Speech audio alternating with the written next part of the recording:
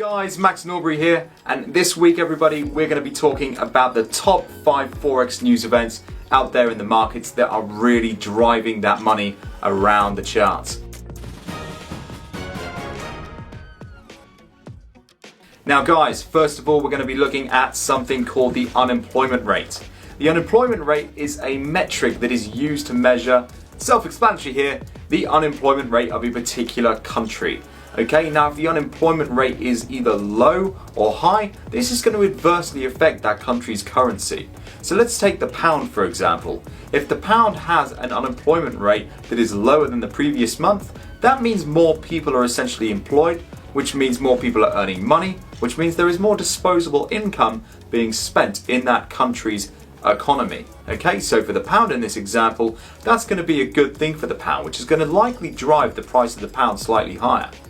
Now let's take another example. If the pound's data comes out negative and the unemployment rate actually increases, this is suggesting that there are more people out of work than in work, which means there's less disposable income, which means there's reduced retail sales and therefore less money floating around the economy. Now this is going to be a pretty adverse thing to a country's economy and economic health in general, so therefore the price of the pound would likely decline as a result. Now, thinking about what we've got next, we've got things called GDP. Now, you may or may not have heard of this before. I'm pretty sure many of you have, whereas I'm pretty sure many of you haven't. GDP is actually stands for Gross Domestic Product. And GDP is basically the major measure of everything that's being spent in the country. GDP measures absolutely everything, right? So GDP is going to measure your clothes, your food, your motor industry market. It's just everything as a total. So if the GDP is declining, that means there's less money being spent in a country's economy, and therefore the economic strength of that country is actually declining. This is going to be pretty bad for that country. So again, you will see the price of the currency decline as a result. Whereas if it comes out positive, you'll probably see the price of that currency increase as a direct result of there being more spend in that country's economy. Now, here's something interesting. You can actually look at the currency flow between two currencies based purely on GDP. So if you look at the GDP over the course of the last 10 years of one country's currency, like the euro for example, or you look at the GDP for the pound, you can look at the euro pound over the past 10 years and you can almost marry up the GDP data for both of those countries' economies to the price movements that you're seeing on the longer term time frames. It's pretty interesting if you think about fundamental edge and trading economics. Now thirdly guys, we're going to be looking at something called CPI. CPI stands for Consumer Price Index. And the Consumer Price Index is a really big one because this is the measure of inflation. Inflation at the moment is a huge problem around the world. You guys might be up on the wires about the Fed and how many interest rate hikes they're going through at the moment.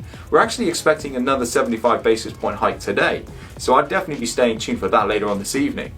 But thinking about these interest rates and what they're there to use for, where interest rates are there to counteract the inflation.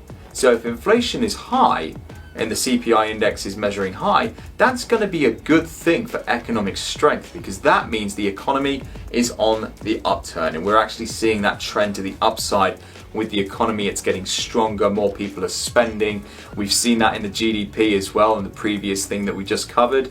We're seeing that trend to the upside. So if the GDP increases, naturally we're going to see an increase in CPI, which is our Consumer Price Index. And when the inflation gets increased, that generally means that the economy is going through a strengthening process, a strengthening cycle. And then this is when you get central banks, which is a great segue into my next major point about interest rates. And interest rates are used to curb high inflation. So if we think about how these are all tying up to one another and how they flow from one to the other, we've got GDP boosting higher or declining CPI, which is then leading on to interest rate decisions made by central banks. Now, the central bank's major policy tool in being able to either increase that inflation or decrease that inflation and curb the high inflation, for example, that we're seeing at the moment, is by the tightening of monetary policy or the loosening of monetary policy. The easing is the word they use, right? Quantitative easing and quantitative tightening.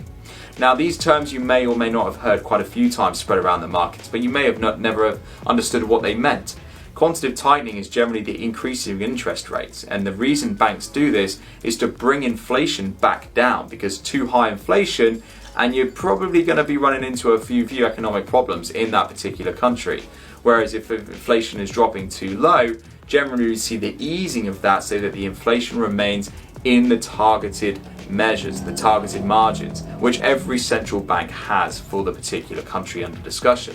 And then finally, we've got the big one, the one you must have all heard of, non-farm payroll, or the NFP, of which we hold a major event every single month.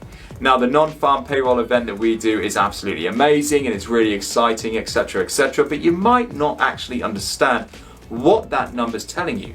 Non-farm payroll is measuring the amount of jobs that have been added or removed from the economy in the previous month. So that's obviously a huge deal. If the non-farm payroll number comes out higher and it looks like we're seeing a trend to the upside, that means again more people are being employed, more people in work, more money being earned, more money being able to be spent, which means economic strength and a continuous growing economy. Whereas if we see that trend actually start to dip to the downside, that means generally jobs are being removed from the market, less people spending, less people earning, less people spending. Okay, which means generally it's going to run into a bit of a trouble if that continues too long. Okay, now those 5 fundamental factors, those 5 fundamental news events that take place in the Forex market primarily, actually affect different markets around the world as well. You have to think about the energy markets and what that means for them. You also have to think about the stock markets. If inflation is high, less people are likely to invest because it's more expensive to invest than it is to save their money. Put it in just a normal savings account, for example, right? But if the inflation is low and money becomes cheap to invest, then everybody wants to invest because it's so cheap to do so. This is how we measure strength and weakness in the US stock market, or any stock market for that matter. If you have an idea that inflation is actually going to be dropping down and going to be reducing, then you know that the stock market as a direct result could likely be long, and vice versa. If you're looking at an inflation rate increasing, then you could actually look at potentially the stock market's going to take a bit of a dive as a result, because people are going to be less likely to invest, and so investor sentiment declines. Doesn't get stronger, it gets weaker. So I'm going to wrap this video up there. Hope there's been a couple of key takeaways for every single one of you this week. I do appreciate many of you already know everything there is to know about these economic news events, but if you don't, then this is definitely a good place to start. So guys, I hope you have an absolutely amazing rest of the week ahead and an excellent weekend as well up next. Remember, please hit the bell icon and the subscribe button. Notify you of any upcoming videos that are coming to the channel. We're looking to release a video every single week between me and my colleagues, and also to subscribe so you never miss out on the next and upcoming videos as well, and growing that subscriber list that we're working so hard to do. So guys, again, it's been an absolute pleasure being able to spend the time here today. I hope to see you inside our trading room soon enough. So take care, see you soon, and above all else, trade safe. I'll see you then.